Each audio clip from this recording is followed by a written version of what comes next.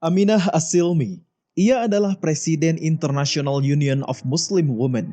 Perjalanannya menuju Islam cukup unik. Perjalanan yang patut untuk dikenang. Semuanya berawal dari kesalahan kecil sebuah komputer. Mulanya, ia seorang gadis jemaat Southern Baptist, aliran gereja Protestan terbesar di Amerika Serikat, seorang feminis radikal dan jurnalis penyiaran. Sewaktu muda, ia bukan gadis yang biasa-biasa saja, tapi cerdas dan unggul di sekolah sehingga ia mendapatkan beasiswa.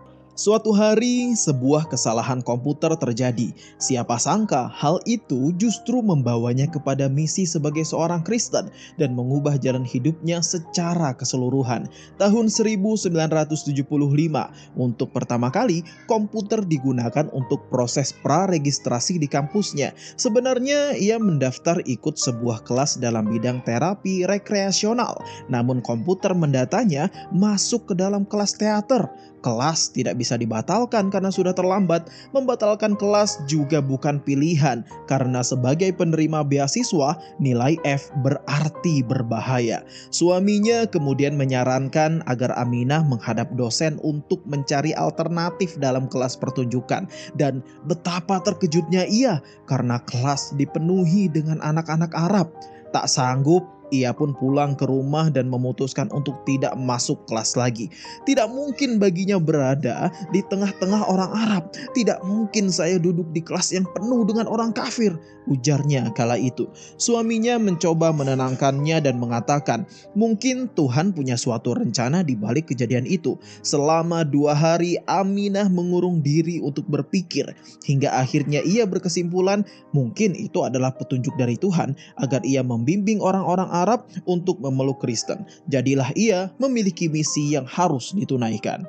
Di kelas, ia terus menyampaikan ajaran Kristen kepada teman-teman Arabnya. Saya, katanya dikutip dari hidayatullah.com, memulai dengan mengatakan bahwa mereka akan dibakar di neraka jika tidak mau menerima Yesus sebagai penyelamat.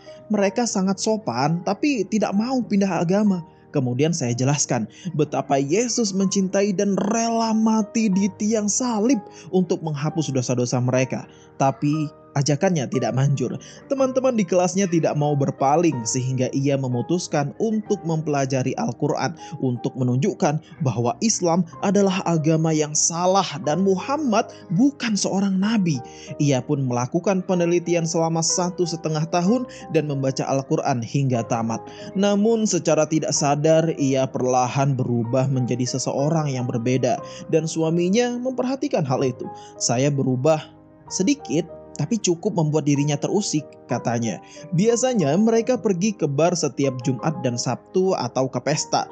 Saya tidak lagi mau pergi. Saya menjadi lebih pendiam dan menjauh, ujar Aminah. Melihat perubahan yang terjadi, suaminya menyangka ia selingkuh. Karena bagi pria, itulah yang membuat seorang wanita berubah. Puncaknya, ia diminta untuk meninggalkan rumah dan tinggal di apartemen yang berbeda. Ia terus mempelajari Islam sambil tetap menjadi seorang Kristen yang taat. Sampai suatu hari terdengar ketukan di pintu apartemennya.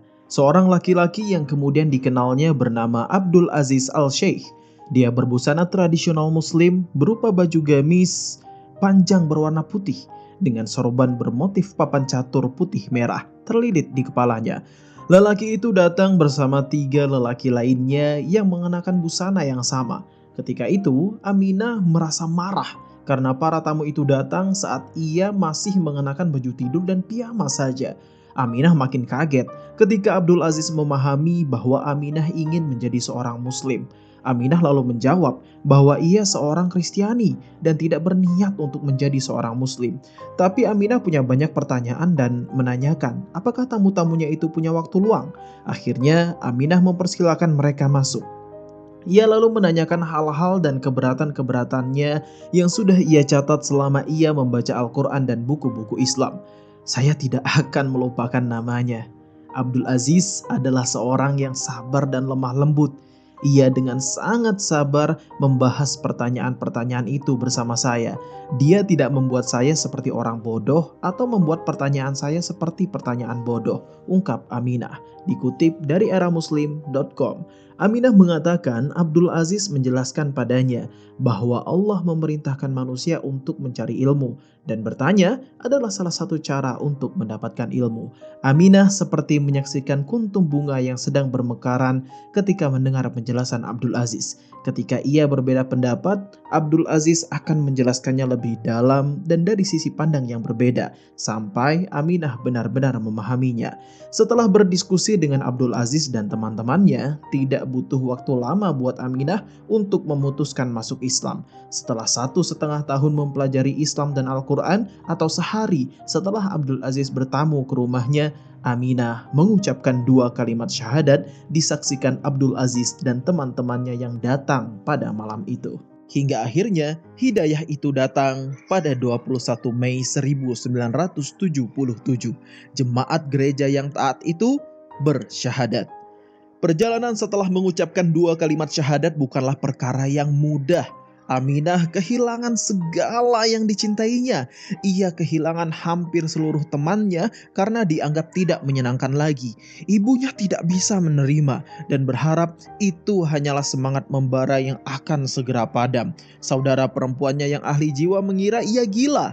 Ayahnya yang dulunya lembah lembut mengokang senjata dan siap untuk membunuhnya. Tak lama kemudian ia pun mengenakan hijab. Pada hari yang sama ia kehilangan pekerjaannya. Lengkap sudah, ia hidup tanpa ayah, ibu, saudara, teman, dan pekerjaan. Jika dulu ia hanya hidup terpisah dengan suami, kini perceraian di depan mata. Di pengadilan ia harus membuat keputusan pahit dalam hidupnya. Melepaskan Islam dan tidak akan kehilangan hak asuh atas anaknya, atau tetap memegang Islam dan harus meninggalkan anaknya.